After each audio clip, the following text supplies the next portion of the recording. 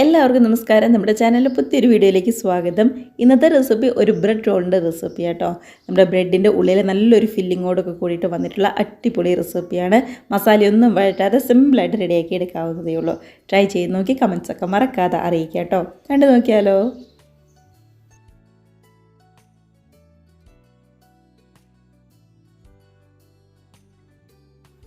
അപ്പോൾ നമ്മുടെ ഈ സ്നാക്സ് റെഡിയാക്കാനായിട്ട് മെയിനായിട്ട് വേണ്ടത് ബ്രെഡ് തന്നെയാണ്. അപ്പോൾ ഞാനിവിടെ കുറച്ച് ബ്രെഡ് എടുത്ത് വെച്ചിട്ടുണ്ട് കേട്ടോ. ഞാനിപ്പോൾ എടുത്തിരിക്കുന്ന ബ്രെഡ് അത്യാവശ്യം വലിപ്പമുള്ളതാണ്.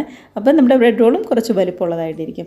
തീരെ അങ്ങോട്ട് ചെറിയ ബ്രെഡ് എടുക്കരുത്, ഒരു മീഡിയം വലിപ്പത്തിലുള്ള ബ്രെഡൊക്കെ എടുത്താൽ മതി കേട്ടോ. ഇനിയിപ്പോൾ ചെയ്യേണ്ടത് ഈ ബ്രെഡിൻ്റെ 4 സൈഡും കട്ട് ചെയ്ത് കളഞ്ഞിട്ട് നന്നായിട്ട് തന്നെ ഇതൊന്ന് പരത്തിയെടുക്കലാണ്. തീരെ കനം കുറച്ച് നന്നായിട്ട് തന്നെ ഒന്നിങ്ങ് പരത്തിയെടുക്കുക കേട്ടോ. കണ്ടതാ, ഇതേപോലെ 4 സൈഡും കട്ട് ചെയ്ത് കളയുക. അതിനുശേഷം നമ്മൾ ചപ്പാത്തിക്കൊക്കെ പരത്തുന്ന പോലെ തീരെ കനം കുറച്ച് നന്നായിട്ട് തന്നെ ഒന്നിങ്ങ് പരത്തിയെടുക്കാം. നമ്മളിങ്ങനെ പരത്തിയെടുക്കുകയാണെന്നുണ്ടെങ്കിൽ ഒട്ടും തന്നെ ഓയിലൊന്നും കുടിക്കാതെ നല്ല എളുപ്പത്തിൽ പെട്ടെന്ന് തന്നെ സ്നാക്സ് മുരിഞ്ഞ് തന്നെ റെഡിയാക്കി എടുക്കാനായിട്ട് പറ്റും കേട്ടോ. അങ്ങനെ എടുത്തിരിക്കുന്ന എല്ലാ ബ്രെഡും ഇതേപോലെ തീരെ കനം കുറച്ച് നമുക്കൊന്ന് പരത്തിയെടുക്കാവേ. ഇനിയിപ്പോൾ വേണ്ടത് മസാലയൊന്നും വഴറ്റാതെ ഉള്ളിൽ വെക്കാനായിട്ട് നല്ലൊരു ഫില്ലിങ് റെഡിയാക്കി എടുക്കലാണ്. അതിനായിട്ട് ഞാനിവിടെ കുറച്ച് ചിക്കനാട്ടോ എടുത്തിരിക്കുന്നത്. ചിക്കൻ നമ്മുടെ മഞ്ഞൾപ്പൊടിയും അതേപോലെ തന്നെ കുരുമുളക് പൊടി ഉപ്പും ചേർത്ത് നന്നായിട്ടൊന്ന് വേവിച്ച് ചൂടാറി കഴിഞ്ഞപ്പോൾ മിക്സിയുടെ ജാറിൽ ഒന്നങ്ങ് പൊടിച്ചെടുത്തതാട്ടോ. ഒരുപാട് അങ്ങോട്ട് പൊടിഞ്ഞൊന്നും വേണ്ട, ഇതുപോലെ മതി. 250 ml കപ്പിന് 1 കപ്പ് എടുത്തിട്ടുണ്ട്. അതേപോലെ തന്നെ മീഡിയം സൈസുള്ള ഒരു ക്യാരറ്റും ഒരു ക്യാപ്സിക്കം ഇതേപോലെ തീരെ കനം കുറച്ച് ഒന്ന് ഗ്രേറ്റ് ചെയ്തും കൂടി എടുത്തിട്ടുണ്ട്. അപ്പോൾ എത്രത്തോളം കനം കുറയ്ക്കാമോ അത്രത്തോളം കനം കുറയ്ക്കണം. കാരണം നമ്മളിത് മസാലയൊന്നും വഴറ്റി വേവിക്കുന്നൊന്നുമില്ലല്ലോ, നേരെ അങ്ങ് ഫ്രൈ ചെയ്തെടുക്കുമല്ലേ. അതുകൊണ്ട് തന്നെ ഒരുപാട് കനത്തിലൊന്നും ആയി പോവാതെ പ്രത്യേകം ശ്രദ്ധിക്കണേ. മീഡിയം സൈസുള്ള ഒരു സവാളയും കൂടി കട്ട് ചെയ്ത് ചേർത്ത് എല്ലാം കൂടി ഇതേപോലെ നന്നായിട്ട് തന്നെ ഒന്നിങ്ങ് മിക്സ് ചെയ്തെടുക്കാം. ഇപ്പോൾ നമ്മുടെ ചിക്കനും ക്യാരറ്റും ക്യാപ്സിക്കവും സവാളയും എല്ലാം നന്നായിട്ട് തന്നെ ഒന്നിങ്ങ് യോജിച്ച് വന്നിട്ടുണ്ട്. കണ്ടോ, നന്നായിട്ട് തന്നെ ഒന്നിങ്ങ് മിക്സ് ചെയ്തെടുക്കാവേ. ഇനി ഇതിനകത്തേക്ക് പൊടികളായിട്ട് 1/2 ടീസ്പൂൺ നമ്മുടെ കുരുമുളക് പൊടിയും അതേപോലെ തന്നെ ആവശ്യത്തിന് ഉപ്പും 1/2 ടീസ്പൂൺ തന്നെ ഗരം മസാലയും കൂടിയാണ് ചേർത്ത് കൊടുക്കുന്നത്. ഇനി ഇതിനകത്തേക്ക് നല്ലൊരു ടേസ്റ്റിന് വേണ്ടിയിട്ട് 2 ടേബിൾ സ്പൂൺ നിറച്ച് തന്നെ മയോണൈസ് ആദ്യം ചേർത്ത് കൊടുക്കുക. അതിനുശേഷം ഇതെല്ലാം കൂടി നന്നായിട്ടൊന്ന് മിക്സ് ചെയ്തതിന് ശേഷം മയോണൈസോ കുരുമുളക് പൊടിയോ ഉപ്പോ ഗരം മസാലയോ ഏതാണോ കുറവ് നോക്കിയിട്ട് അതനുസരിച്ച് കുറച്ചും കൂടി ചേർത്ത് കൊടുക്കാവേ. അതൊക്കെ നമ്മുടെ ടേസ്റ്റിനനുസരിച്ച് തീരുമാനിക്കാവുന്നതേ ഉള്ളൂ. കുറച്ചുകൂടി മയോണൈസൊക്കെ വേണമെന്നുണ്ടെങ്കിൽ കുറച്ചും കൂടി ചേർത്ത് കൊടുക്കാം. ഞാൻ ഈ 2 ടേബിൾ സ്പൂൺ കൂടാതെ 1 ടേബിൾ സ്പൂണും കൂടി എക്സ്ട്രാ ചേർത്ത് കൊടുത്തിട്ടുണ്ടായിരുന്നു കേട്ടോ. അങ്ങനെ 3 ടേബിൾ സ്പൂൺ മയോണൈസാണ് നമ്മൾ ചേർത്ത് കൊടുത്തത്. അതിനുശേഷം എല്ലാം കൂടി നന്നായിട്ട് തന്നെ ഒന്ന് മിക്സ് ചെയ്ത് ശരിക്കും ഒന്ന് യോജിപ്പിച്ചെടുത്തിട്ടുണ്ട്. അങ്ങനെ നമ്മൾ ഉള്ളിൽ വെക്കാനുള്ള ഫില്ലിംഗ് ഒക്കെ മസാലയൊന്നും വഴറ്റാതെ ഈസി ആയിട്ട് നമുക്ക് റെഡിയാക്കി എടുക്കാവുന്നതേ ഉള്ളൂ. അപ്പോൾ അതവിടെ ഇരിക്കട്ടെ. ഇനി നമുക്ക് റെഡിയാക്കി എടുക്കാം. ഇനിയിപ്പോൾ നമുക്ക് മൈദയുടെ ഒരു മിക്സ് ഒന്ന് റെഡിയാക്കി എടുക്കണം. അതിനായിട്ട് അത്യാവശ്യം വലിപ്പമുള്ള ഒരു ബൗളിലേക്ക് 1/2 കപ്പ് മൈദ ചേർത്ത് കൊടുക്കാം. അതിനുശേഷം ആവശ്യത്തിന് വെള്ളം ചേർത്ത് ഇതേപോലെ നമുക്കിങ്ങ് ലൂസാക്കി എടുക്കാം. വെള്ളം ഒരുപാട് കൂടാനോ അതേപോലെ തന്നെ തീരെ കുറയാനോ പാടില്ല കേട്ടോ. ഇതിലേക്ക് ആവശ്യത്തിന് ഉപ്പും കൂടി ചേർത്ത് നന്നായിട്ടൊന്ന് മിക്സ് ചെയ്ത് ഈ ഒരു കട്ടിക്ക് നമുക്ക് ആക്കിയെടുക്കാം.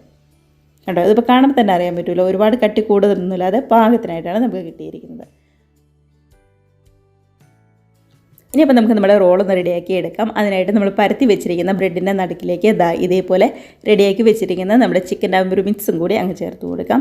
അതിനുശേഷം പതുക്കെ ഒന്നിങ്ങ് ഒതുക്കി കൊടുത്തിട്ട് റെഡിയാക്കി വെച്ചിരിക്കുന്ന ആ ഒരു മൈദയുടെ പേസ്റ്റ് ഉണ്ടല്ലോ, അത് ഇതേപോലെ 4 സൈഡിലും ഒന്നിങ്ങ് ബ്രഷ് ചെയ്ത് കൊടുക്കുന്നുണ്ട്. ഇതേപോലെ നമ്മൾ മൈദയുടെ പേസ്റ്റ് ബ്രഷ് ചെയ്ത് കൊടുക്കുകയാണെന്നുണ്ടെങ്കിൽ നന്നായിട്ട് റോൾ ചെയ്യുമ്പോൾ ഒട്ടും തന്നെ ഉള്ളിലെ ഫില്ലിംഗ് ഒന്നും പുറത്തൊന്നും പോരാതെ നല്ലതായിട്ട് തന്നെ നമുക്ക് കിട്ടും കേട്ടോ. അതിന് വേണ്ടിയിട്ടാണ്. അതിനുശേഷം ഇതേപോലെ നന്നായിട്ട് തന്നെ ഒന്നിങ്ങ് മടക്കി കൊടുക്കാം. 2 സൈഡും നന്നായിട്ട് തന്നെ ഒന്നിങ്ങ് ഒട്ടിച്ച് കൊടുക്കുന്നുണ്ട്. കണ്ടോ, മൈദയുടെ പേസ്റ്റൊക്കെ ചേർത്തുകൊണ്ട് നന്നായിട്ട് തന്നെ ഇങ്ങനെ ഒട്ടിയും കിട്ടുന്നുണ്ട്. അപ്പോൾ ഇത്രയേ ഉള്ളൂ. കൈവച്ചത് ഇതേപോലെ പതുക്കെ ഒന്ന് പ്രസ് ചെയ്ത് കൊടുത്തു കഴിഞ്ഞാൽ നമ്മുടെ ബ്രെഡ് റോൾ ഇവിടെ റെഡി ആയിട്ടുണ്ട്. നമുക്കിതേപോലെ ബാക്കിയുള്ളതൊക്കെയും ഉള്ളിൽ ഫില്ലിങ് വെച്ച് പെട്ടെന്ന് റെഡിയാക്കി എടുക്കാം. അങ്ങനെ എല്ലാം നമ്മൾ റെഡിയാക്കി എടുത്തിട്ടുണ്ട്. ഇനി പൊട്ടും തന്നെ സമയം കളയാതെ നന്നായിട്ട് തന്നെ ഒന്നിങ്ങ് കോട്ട് ചെയ്തും കൂടി എടുക്കണം. അതിനായിട്ട് ഞാനിവിടെ കുറച്ച് ബ്രെഡ് ക്രംസും കൂടി എടുത്തിട്ടുണ്ട് കേട്ടോ. നമ്മൾ ആ സൈഡ് കട്ട് ചെയ്തില്ലേ, ബ്രെഡിൻ്റെ സൈഡ് കട്ട് ചെയ്ത് മിക്സിയുടെ ജാറിൽ നന്നായിട്ടൊന്ന് പൊടിച്ചെടുത്തതാണ്. നമ്മുടെ മൈദയുടെ മിക്സിലും അതേപോലെ തന്നെ ബ്രെഡ് ക്രംസിലും ഇതേപോലെ നന്നായിട്ട് തന്നെ ഒന്നിങ്ങ് കോട്ട് ചെയ്തെടുക്കുകയാണ് നമ്മൾ ചെയ്യുന്നത്. നമ്മുടെ ഈ ബ്രെഡ് ക്രംസിന് പകരം വേണമെന്നുണ്ടെങ്കിൽ കോൺഫ്ലെക്സും യൂസ് ചെയ്യാവുന്നതേ ഉള്ളൂ കേട്ടോ. എല്ലാ ഭാഗവും നന്നായിട്ട് തന്നെ ഒന്നിങ്ങ് കവർ ചെയ്തെടുത്തിട്ടുണ്ട്. ബാക്കി എല്ലാ ബ്രെഡും ഇതേപോലെ തന്നെ കോട്ട് ചെയ്തെടുക്കാം. അങ്ങനെ നമ്മുടെ ബ്രെഡ് റോൾ മുഴുവൻ നന്നായിട്ട് തന്നെ ഒന്ന് കോട്ട് ചെയ്തെടുത്തിട്ടുണ്ട്. ഇനിയിപ്പോൾ നല്ല ചൂടായ ഓയിലിലേക്കിട്ട് ഫ്രൈ ചെയ്തെടുത്താൽ മാത്രം മതി. ഓയിലൊക്കെ ആണെങ്കിൽ നന്നായിട്ട് ചൂടായി കഴിഞ്ഞപ്പോൾ ഗ്യാസ് ഒരു മീഡിയം ഫ്ലെയിമിലേക്ക് മാറ്റി കൊടുത്തിട്ടുണ്ട് കേട്ടോ. അതിനുശേഷം റെഡിയാക്കി വെച്ചിരിക്കുന്ന ഓരോ മിക്സും നമ്മുടെ ഓരോ സ്നാക്സും ഇതേപോലെ അങ്ങ് വെച്ച് കൊടുക്കുവാണ്.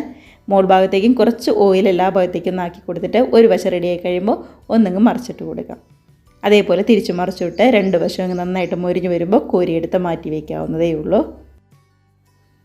അങ്ങനെ ഏറ്റവും സിമ്പിളായിട്ടുള്ള നമ്മുടെ സ്നാക്സ് ഇവിടെ റെഡി ആയിട്ടുണ്ട്. ഈസി ആയിട്ട് റെഡിയാക്കി എടുക്കാവുന്നതേ ഉള്ളൂ. അപ്പോൾ ബ്രെഡൊക്കെ കയ്യിൽ കിട്ടുമ്പോൾ നമ്മുടെ കയ്യിൽ ഉള്ള പച്ചക്കറികളോ അല്ലാന്നുണ്ടെങ്കിൽ ചിക്കനോ മുട്ടയോ ഏതാണെന്നുണ്ടെങ്കിലും കുഴപ്പമില്ല, ഉപയോഗിച്ച് ഇതേപോലെ റെഡിയാക്കി എടുക്കാം കേട്ടോ. ഉണ്ടോ, നന്നായിട്ട് തന്നെ മൊരിഞ്ഞ് വന്നിട്ടുണ്ട്. അപ്പോൾ നമ്മുടെ ബാക്കി എല്ലാ റോളും ഇതേപോലെ തന്നെ പെട്ടെന്ന് ഫ്രൈ ചെയ്തെടുക്കാം നമുക്ക്.